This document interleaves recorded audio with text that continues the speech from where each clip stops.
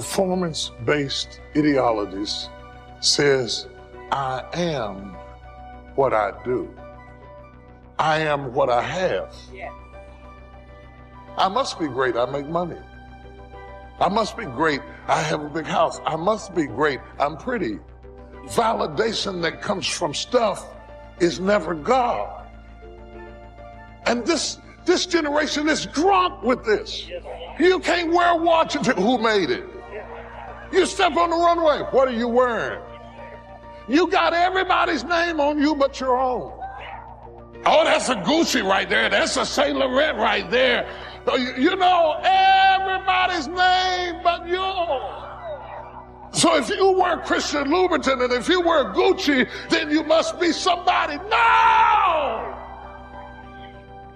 You cannot have a possession-based understanding of who you are. Give me that job, it'll make me important. Give me that car, it'll make me important. If you weren't important before you got it, you won't be important after you get it. And these days, there's so much emphasis on name brands. We're wearing so-and-so designer shoes, driving a so-and-so car, talking on a so-and-so cell phone. If you're really cool, you got on so-and-so underwear. You can feel good about yourself. We have so many other names on us, we don't know our own name.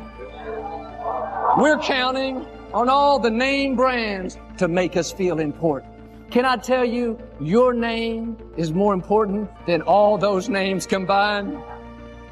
The difference between you and a name brand is God breathed His life into you. You're a son, you're a daughter of the Most High God. And there's nothing wrong with owning it, driving it, wearing it, but don't let it be the reason you feel good about who you are. If you live possession-based, you have to run from name to name. That's going to wear you out. Why don't you relax? You can't get any more valuable.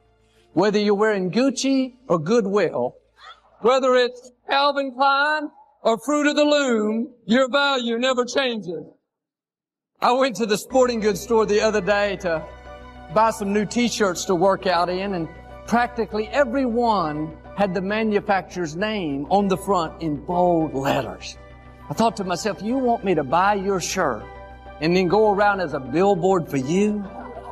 Do you need somebody else's name to make you feel good about yourself?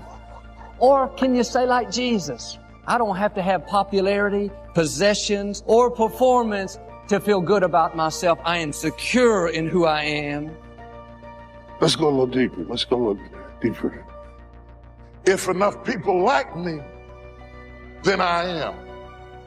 How many people following you on Twitter? I got to get my following up. Let me show you how many people follow me. Do you know Bishop started following? Go, Bishop, follow me. So I am because of who follows me, who likes me. Performance-based identity. If you base your value on people's support, how much they approve you, then if for some reason they stop doing that, you'll feel devalued. People are funny. They'll say you're beautiful one day and I don't care for you the next. If you don't know who you are without them, then if they leave, you'll be lost. You'll try to find somebody else to tell you who you are. Let your Heavenly Father tell you who you are. Get your value, your approval from Him. He says you're a masterpiece. Somebody may have told you the opposite. Let that go in one ear and out the other. They don't determine your value. Quit letting how people treat you make you feel inferior. Your value came from your Creator, from the God who spoke worlds into existence. You are blue chip stock. If you think of yourself as a blue chip stock, how can they downgrade you? You can't downgrade me. So what does it matter to me what they do? Too often we base our value on how someone is treating us, how successful we are. The problem is all of those things can change. If you're basing your value off of your achievements, how much you make, what you drive, then if something happens and you don't have that position, then your value will go down. And some people don't feel good about themselves. They're not where they thought they would be. They're basing their value on their performance. Here's the key. How someone treats you doesn't change your value. What they say or do doesn't lessen who you are. You can buy a bigger house, drive a better car, but that doesn't make you any more valuable. You were already valuable when you had the small apartment and no title behind your name. You can be a stay-at-home mom raising your children. You may not have the influence of the CEO, but you have the same value. Your value comes from your Creator. You have royalty in your blood. But the enemy works overtime trying to devalue us, comparing your life to somebody else's, thinking you'll feel good about yourself when you catch up to them. But nothing you do will make you any more valuable. You are valuable right now. You weren't mass-produced. God made you unique. Start carrying yourself with confidence. You have been fearfully and wonderfully made. Jesus was led by the Spirit into the desert. He'd been out there for 40 days and hadn't eaten anything. The enemy said to him, "If you're the Son of God, turn these stones into bread." He was trying to make his value be based on his performance. Jesus wouldn't do it. He said, "Man doesn't live by bread alone." He was saying, in effect, I don't have to do anything to prove who I am. The enemy couldn't deceive him into getting his value out of being performance-based, so he tried possession-based. Showed him all the kingdoms of the world. He said, "You can have it all if you'll just bow down and worship me." Jesus said, "No thanks. I don't have to have what you think is important to feel good about who I am." So the enemy tried one final thing, popularity. He took Jesus to the highest place in the temple. He said, "If you're the Son of God, jump off this building. You said your angels would protect you." He was trying to get Jesus to show off.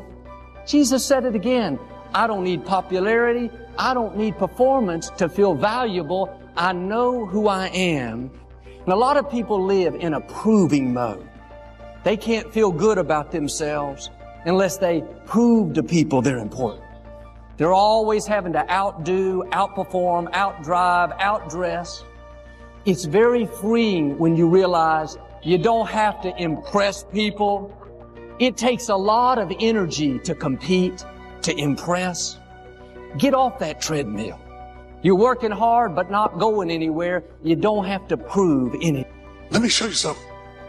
I'm teaching just do it. And yet I'm criticizing doing it to define who you are. Which way is it, Reverend? Do I do it or not do it? The problem is not about doing it. It is why you do it. What I am criticizing is putting the doing before the being. So that you think that if I do this, I will be somebody. If they like me, I will be. You got it backwards. The people that know their God shall be and then do. Because you are who you are, you can do what you can do. But if you're trying to find out who you are by doing things, you'll have to start with being, because the difference between the two determines the direction of your destiny. If you're always seeking a certain status to validate who you are, you're never going to have peace. You can't climb up to find yourself. You have to find yourself so you can climb up. So that means you could be rich while you're broke. You could be healed while you're sick. You could be loose while you're bound. It does not yet appear what you shall be, but you got to be it before you can get it. The people that told me, no matter what you do in life, son, don't give up. Don't give up. Fight through the pain. Fight through the pain. If you lose, find a way to win again. If you're hurting inside, turn it around and make it something greater. Ignite the fire in your soul. It's okay to be human. My emotions and my sorrows, I know how to control them. I understand how to use them. I understand that through every loss, I turned it around and I made it something greater. I made it more stronger. I built something. I truly am building an empire of passion, strength, wisdom, and a victory is just waiting for me. Am I done? Absolutely not. Am I stronger? Every day of my life. Every breath that I take, I get stronger. You can be stronger. So yes, my pain became my passion. It has taught me to teach others to carry on, to never give up, to keep reaching. And no matter the losses, no matter the circumstances, you don't give up on your life. You keep living, you keep fighting. Because even through the losses, there are always great victories. No matter your losses, no matter your rejections, no matter your failures, keep living. No matter what you have going on in your life right at this moment, keep living. Because through the pain, you can bring forth your passion. Let it resonate through your soul, through your veins, and your mind.